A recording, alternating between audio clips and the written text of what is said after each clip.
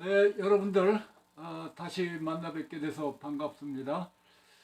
시청해 주셔서 대단히 감사합니다. 오늘도 하나님의 은혜와 축복 함께 하시기를 기원합니다. 어, 눈 폭풍 때문에 아주 고생이 많으셨죠. 저도 드라이브웨이 치우고 정말 오늘까지도 눈 치우고 그랬습니다. 하여간 그래도 바람이 많이 없었고 또 정전이 이쪽은 되지 않아서 참 감사했고, 또 주일날 또 새벽부터 눈이 오는 바람에 예배를 제대로 드리지 못했는데, 그래도 저희는 교회에서 몇 명이 모여서 교회를 예배 드렸고 또 온라인으로도 예배를 드릴 수 있었습니다. 하여간 눈 때문에 수고가 많으신데 여러분들 오늘도 하나님의 은혜와 축복 함께 하시기를 기원합니다. 올겨울은 유난히 춥네요. 내일 아침에도 뭐 1도 이렇게 화씨로 1도니까요. 32 마이너스 32를 둘로 나누면 16도 하지 않습니까? 16 하면은 영하 17도 18도 이렇게 되는 것 같아요. 자, 기도하겠습니다.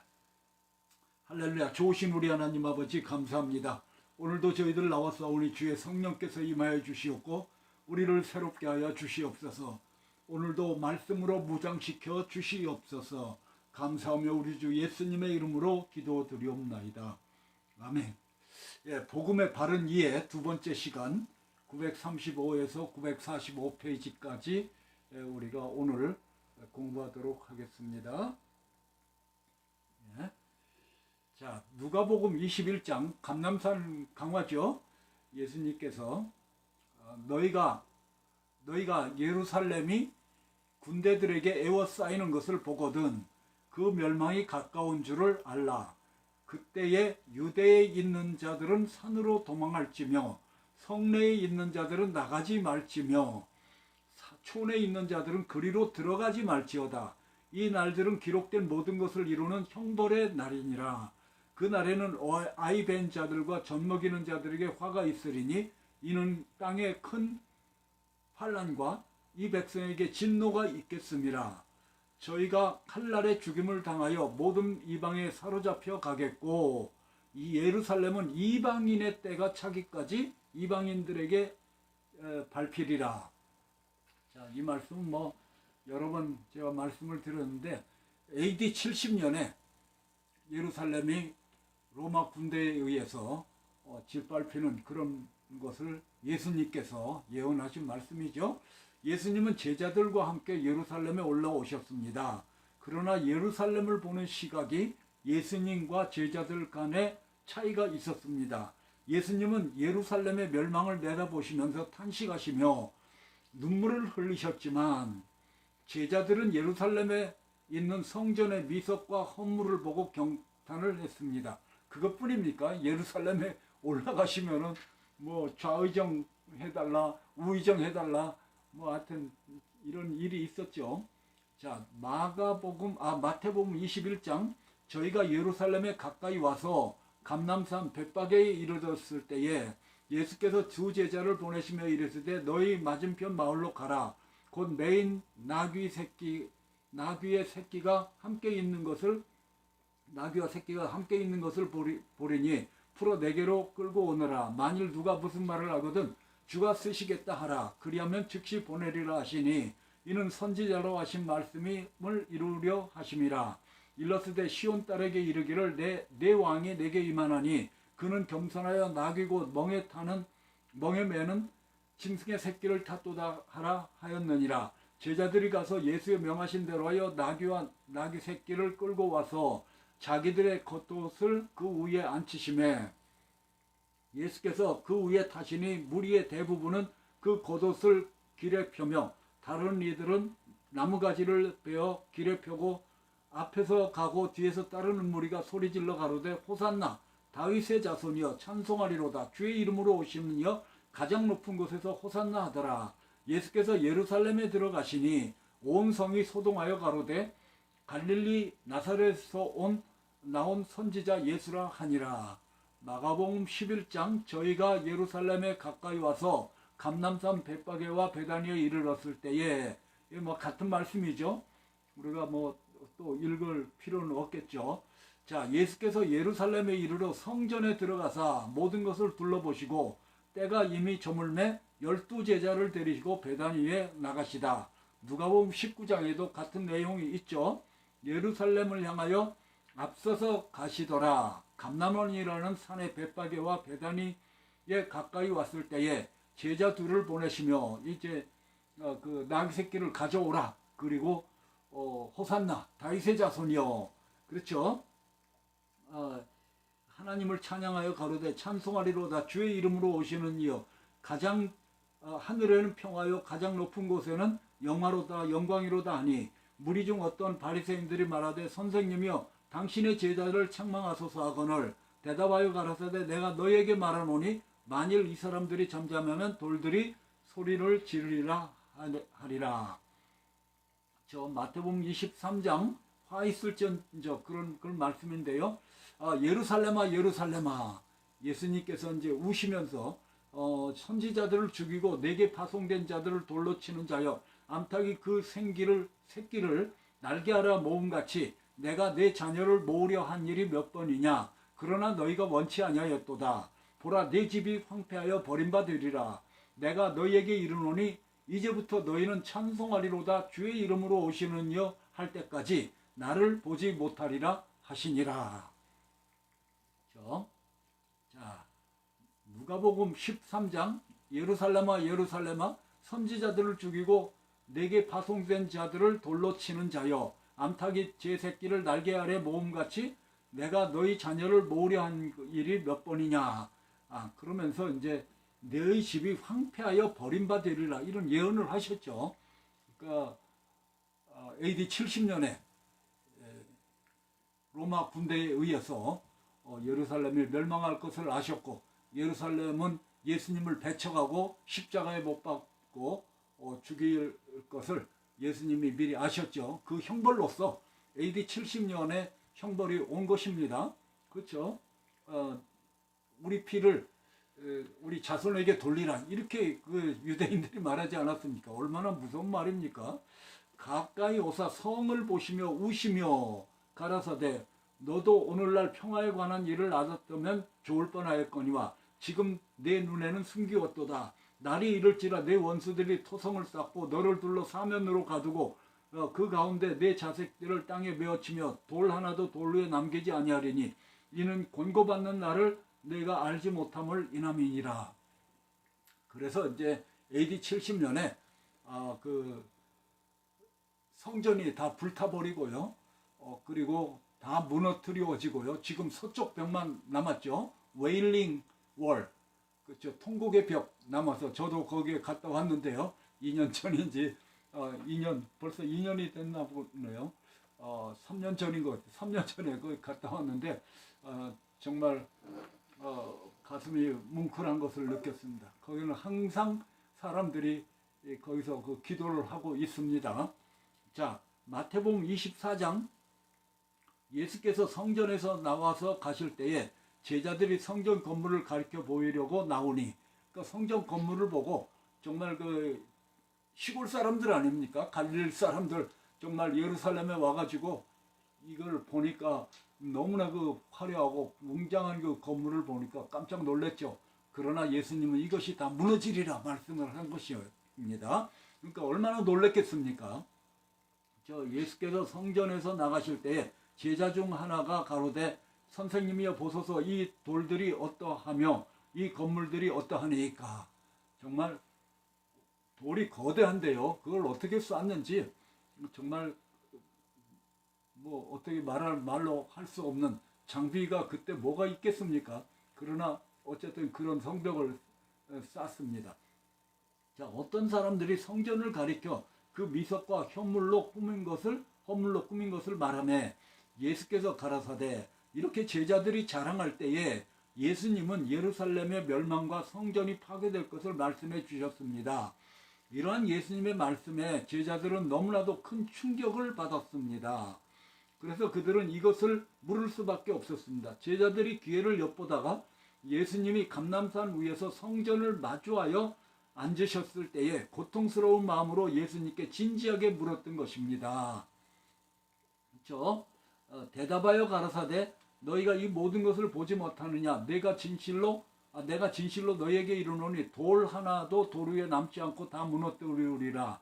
예수께서 감람산 위에 앉으셨을 때에 제자들이 종용이 와서 가로되 우리에게 이르소서 어느 때에 이런 일이 있겠사오며 또 주의 임하심과 세상 끝에는 무슨 징조가 있사오리까. 마가복음 13장 이게 다 감람산 강화라고 하는 거죠. 예수께서 이르시되 이 큰 건물들을 보느냐? 돌 하나도 돌 위에 남지 않고 무너뜨리리라 하시니라. 예수께서 감람산에서 성전을 마주대하여 앉으셨을 때에 베드로와 야고보와 요한과 안드레가 종용이 묻자오되 우리에게 이르소서 어느 때에 이런 일이 있겠사오며 이 모든 일이 이루려 할 때에 무슨 징조가 있사오리까. 누가복음 21장 너희 보는 이것들이 날이 이르면 돌 하나도 돌 위에 남지 않고 다 무너뜨리우리라. 저희가 물어 가로되 선생님이여 그러면 어느 때에 이런 일이 있겠사오며 이런 일이 이루려 할 때에는 무슨 징조가 있사오리까. 제자들이 예수님께 물은 내용의 가장 구체적인 것이 마태복음 24장 3절인데 예루살렘 성의 멸망과 성전의 파괴, 예수님의 재림, 세상 끝, 하나님 나라를 이루려 할 때는 어떻게 되겠습니까? 이런 것들을 이제 궁금해서 물은 거죠. 이에 비유로 이르시되 무화과 나무와 모든 나무를 보라. 싹이 나면 너희가 보고 여름이 가까운 줄을 자연히 아나니 이와 같이 너희가 이런 일이 일어나는 것을 보거든 하나님의 나라가 가까운 줄을 알라. 내가 진실로 너희에게 이르노니 이 세대가 지나가기 전에 모든 일이 다 이루리라. 그런데 21장 20절에서 24절의 말씀은 언제 예루살렘이 멸망하고 성전이 파괴될 것인가에 대한 예수님의 대답입니다. 예수님이여 하나님의 성전이 돌 하나도 돌 위에 남지 않고 완전히 회파되는 그런 날이 언제 있을 것입니까?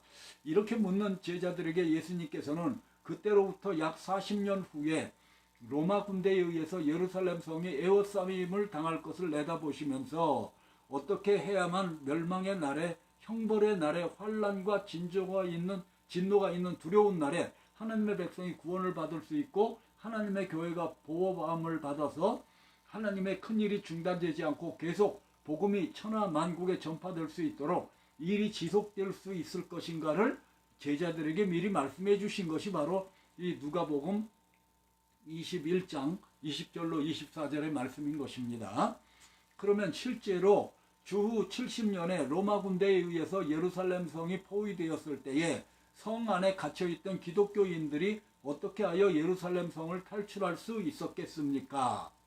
여기에 이제 그 한 비화가 있죠. 그때 상황으로는 예루살렘은 완전히 멸망하게끔 되어 있었습니다. 로마 군대에 의해서 포위망이 구축되어 있었고 물샐 틈이 없이 모든 것이 봉쇄되고 말았습니다.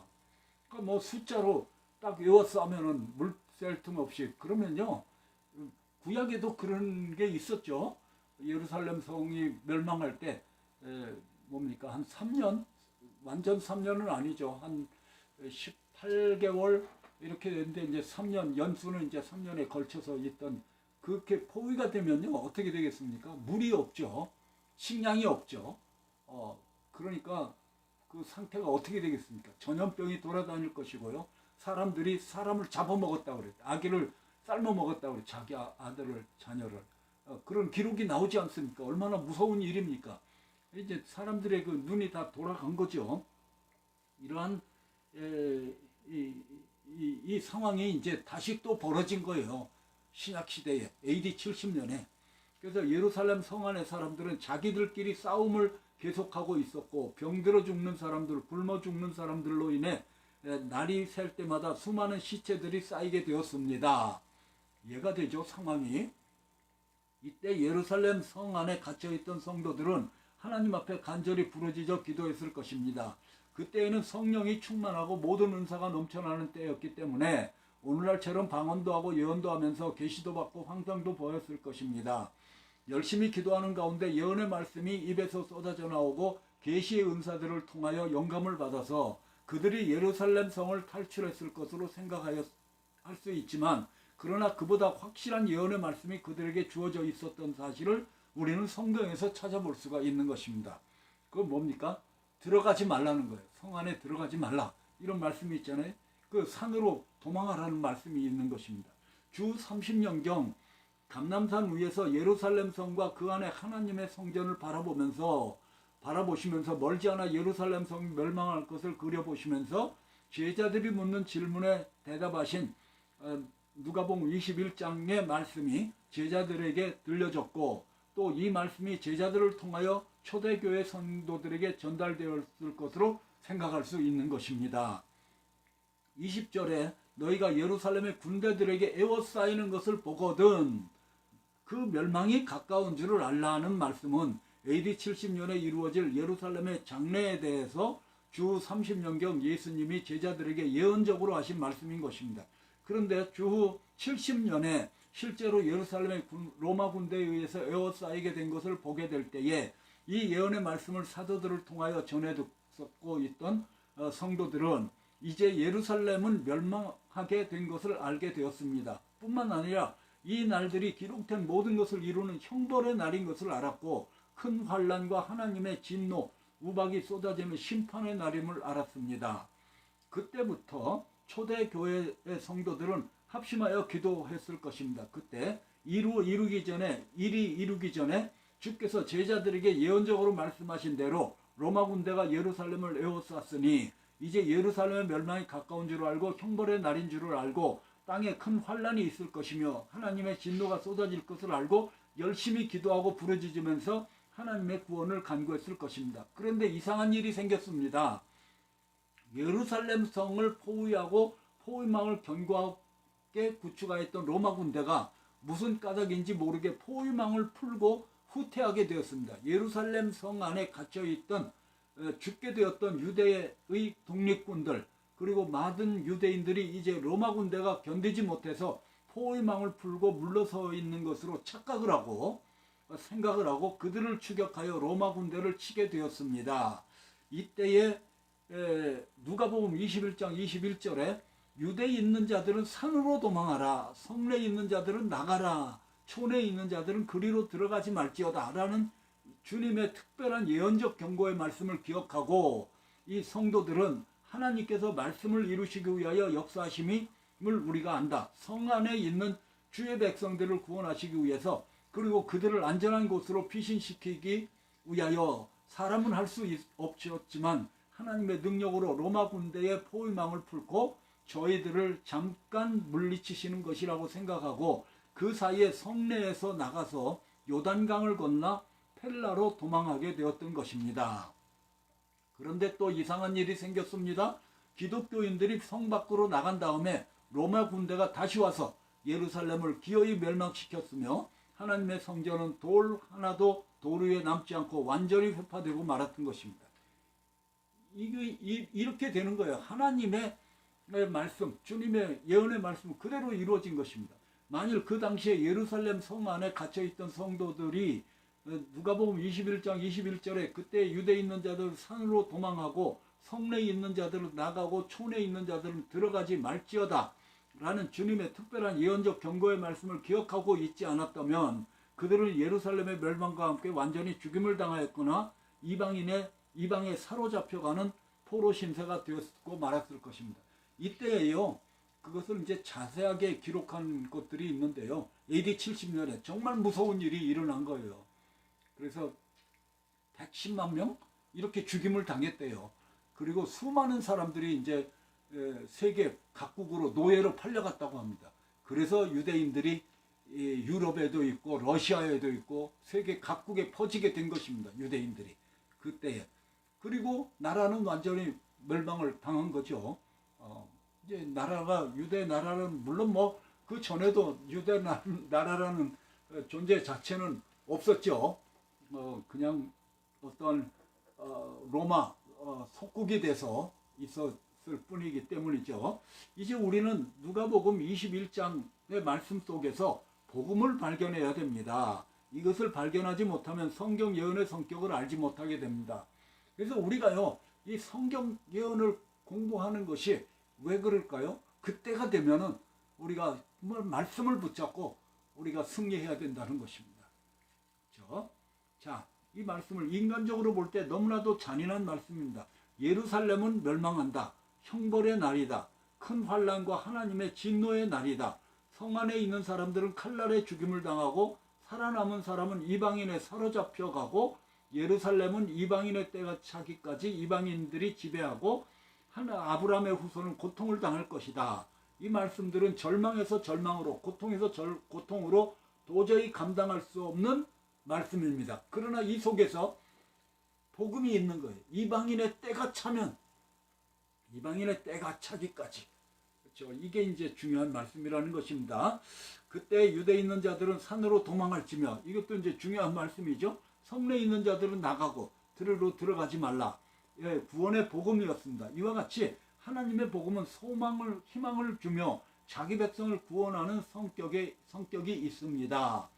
또 죽은 자들 가운데서 다시 살리신 그의 아들이 하늘로부터 강림하심을 기다린다고 말하니 이는 장래 노하심에서 우리를 건지시는 예수시니라. 예수님의 재림도 복음입니다. 그렇죠? 복음이 아닌 예수님의 재림은 우리에게 상관이 없습니다. 예수님의 재림은 복음입니다. 복음을 완성시키시기 위해서 오시는 것입니다. 그러니까 복음은 무슨 굉장히 무슨 두렵고 막 이런 것이 아니라 성도들에게는 기쁨이라는 것입니다. 이 세상에게는 심판이죠. 자, 이 계시록 6장 17절의 말씀, 보좌에 앉으시니와 어린 양의 진노를 우리가 어떻게 피할 수 있는가라고 탄식하는데, 예수님의 재림은 이러한 진노하심에서 자기 백성을 구원하는 구원의 날인 것입니다. 이걸 알아야 돼요. 구원의 날이다. 마치 이제 예루살렘이 멸망할 때 이제 이 구원, 극적인 그 구원이 있었던 것 같이 마지막 날에도 그렇다는 거죠. 복음적으로 보는 재림관입니다. 그래서 에베소서 1장 13절은 구원의 복음이라고 했습니다. 복음을 믿지 않는 자들은 이미 심판과 멸망을 받은 것과 다름이 없습니다. 그들의 진노의 큰 날이 이르렀으니 누가 능히 서리오? 누가 능히 설까요? 그건 계시록 7장 다음에 뭐가 있어요? 6장 다음에 7장이 있죠? 7장에 해답이 있는 거예요. 7장에 뭐가 있습니까? 인치는 게 있잖아요. 14만 4천 명. 인을 치잖아요. 인친 사람들이, 성령의 인을 받은 사람들이 이 모든 진노를 피하게 된다는 것이 바로 복음인 것입니다. 그게 바로 계시록을 우리가 알아야 되는 것입니다. 그게 바로 우리가 성령을 받아야 된다는 거예요. 성령 받고 세례 받고 그 안에서 너희도 진리의 말씀 곧 구원의 복음을 듣고 그 안에서 믿어 약속의 성령으로 인치심을 받았으니. 분명하죠. 예수님을 진짜로 믿어야 된다. 진짜로 믿어야 된다. 그럴 때 우리는 이제 이러한 그 진노에서 구원을 받게 된다는 것을 알 수가 있습니다. 여기에 이제 해답이 누가 서리오. 이게 해답이 바로 7장이라는 것을 여러분들이 인치심을 받는 이거라는 것을 기억하시기 바랍니다. 이사야서 6장, 내가 가로되 주여 어느 때까지니까 대답하시되 성읍들은 황폐하며 거민이 없으며 가옥들에 사람이 없고 토지가 전폐하게 되어 사람들이 여호와께 멀리 옮기워 땅 가운데 패한 곳이 많을 때까지니라. 그분의 10분의 1이 오히려 남아있을지라도 이것도 삼키움 받을 것이나 밤나무 상수리 나무가 배임을 당하여도 그 그루터기가 남아있는 것 같이 거룩한 씨가 이 땅에 그루터기니라. 이사야서에는 하나님께서 유다는 멀지 않아 멸망당하고 백성은 욕을 보며 포로가 될 터인데, 이러한 절망적인 광경을 내다보시면서 이사야를 세우시고 그에게 복음의 말씀을 주신 것이 이사야서인 것입니다. 이사야서 6장의 말씀은 하나님께서 유다를 바벨론에 붙여서 나라는 망하고 성전은 파괴되며 땅 거민은 갈대아인으로 땅으로 옮겨질 것을 예언하신 말씀입니다. 그런데 이사야서 6장 13절에 복음이 있습니다. 그 중에 10분의 1이 오히려 남아있을지라도 이것도 삼키움 받을 것이나 밤나무 상수리 나무가 배임을 당하여도 그 그루터기가 남아있는 것 같이 거룩한 씨가 이 땅에 그루터기니라. 그루터기가 남아있다는 거예요. 그렇죠? 거룩한 씨는 구원해 주신다는 말씀이 거기에 있는 것입니다. 예레미야서 29장 여기 보시면 선지자 예레미야가 예루살렘에서 이 같은 편지를 느부갓네살이 예루살렘에서 바벨론으로 옮겨간 포로 중 남아있는 장도들과 제사장들과 선지자들과 모든 백성에게 보내었는데, 그렇죠? 뭘 보냈습니까? 70년이 차면 포로가 돌아온다. 너희가 예루살렘으로 다시 돌아온다는 것을 예언한 말씀이죠. 하나님이 주신 말씀입니다. 예레미야서 25장에도 같은 내용이 있어요. 70년 만이다. 70년 동안 포로 생활한다. 이렇게 말씀을 한 것입니다. 여기 이르노라 너희는 집을 짓고 아내를 취하고 그 열매를 먹고 여기 자녀를 생산케 해서 번성하고 세잔케 않게 하라. 내가 사로잡혀 가게 한 평안 성읍의 평안을 힘쓰고 여호와께 기도하라. 이렇게 그 말씀을 하면서 뭐라고 말씀하고 있습니까? 나 여호와가 말하노라. 이같이 말하노라. 바벨론에서 70년이 차면 내가 너희를 권고하여 나의 선한 말을 너희에게 실행하여 너희를 이곳으로 돌아오게 하리라. 권고한다는 게 뭐예요? 생각이 많다는 거죠. 그리고 하나님께서 돌이키시겠다는 거죠. 그렇죠? 생각을 하시고 긍휼히 여기시고 이제 다시 돌아오게 하시는 하나님의 그 뭡니까? 은혜와 축복을 부어주시겠다는 그런 말씀이 아니겠습니까? 그래서 나 여호와가 말하노라 너희를 향한 나의 생각은 안 하니 내가 안 하니 재앙이 아니라 평안이요 너희에게 장래에 소망을 주려는 생각이다. 너희는 내게 부르짖으며 내게 와서 기도하면 내가 너희를 들을 것이요 너희가 전심으로 나를 찾고 찾으면 나를 만나리라. 여러분 그 당시에는 예루살렘 성전에만 하나님이 계신 줄 알았어요. 그렇게만 믿었어요. 근데 이방에 잡혀갔어도 거기서도 부르짖으면 내가 너희를 만나 주신다.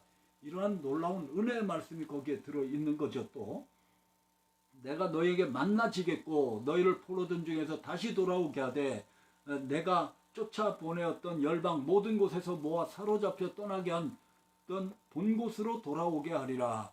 여호와의 말이니라 하셨느니라. 아멘이죠. 아멘입니다. 하나님께 범죄하여 바벨론의 포로로 잡혀간 유다 백성들을 위로하시기 위하여 하나님께서 예레미야를 감동시키셔서 전한 말씀의 내용이 예레미야서 29장인 것입니다.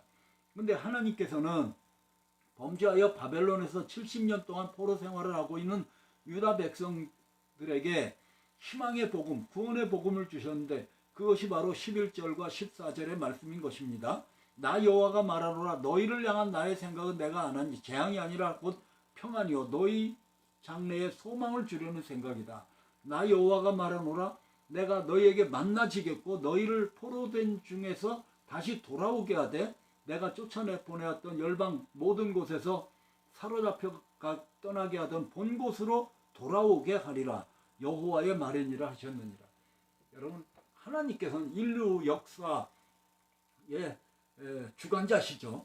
그래서 인간 나라들을 패망시키시고 일으키시고 이렇게 하시는 분이 누구예요? 그게 바로 예수님이시고 하나님이신 것입니다. 그렇죠? 자, 오늘은 여기까지 하겠습니다. 아까 제가 그 이방인의 때 이것도 이제 복음이라고 말씀을 드렸는데요. 누가복음 21장 이방인의 때라는 것이 이제 거기에 나오는데요. 이 이방인의 때라는 것이 왜 중요합니까?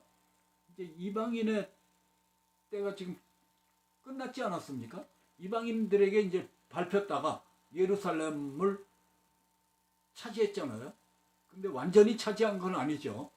물론 통치 아래에 있지만 아직도 거기에 모슬렘들이 있고 뭐 여러 가지 이방성이 있는 그런 것이죠. 그러나 이제 본질적으로는 이방인의 때가 끝난 것입니다. 그러면은 뭐요? 이제 다시 돌아오게 되고 이제 다시 성전을 짓고 하나님을 섬길 수 있게 된다는 것을 우리가 찾아볼 수가 있게 되는 것입니다. 어쨌든 하나님께서는 우리 이 재림에 대해서 많은 사람들이 굉장히 두려움을 갖는데 재림은 두려움이 아니라 기쁨입니다. 그렇죠? 이것을 감격입니다. 이거 최후의 극적인 순간이 일어나게 되는 그러한 놀라운 그러한 순간, 그 날이라는 것을 우리가 알아야 되는 것입니다. 그것을 이제 우리가 다시 한번 이 시간에 깨달을 수 있기를 주님의 이름으로 축원합니다. 감사합니다. 다음 시간에 또 뵙겠습니다. 복음의 궁극적인 목적. 자, 기도하겠습니다.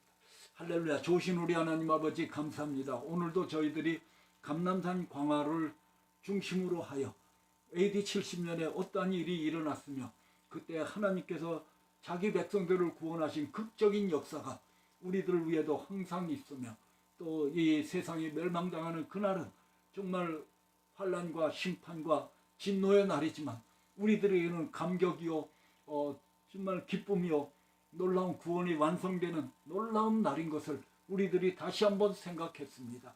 주님 역사하여 주셔서 하나님을 사랑하는 마음이 불같이 일어나게 하여 주시옵고 끝까지 충성을 다하다가 주님 오시는 그날에 자라있도다 착하고 충성된 종아 칭찬을 듣는 우리 모두 되게 하여 주시옵소서.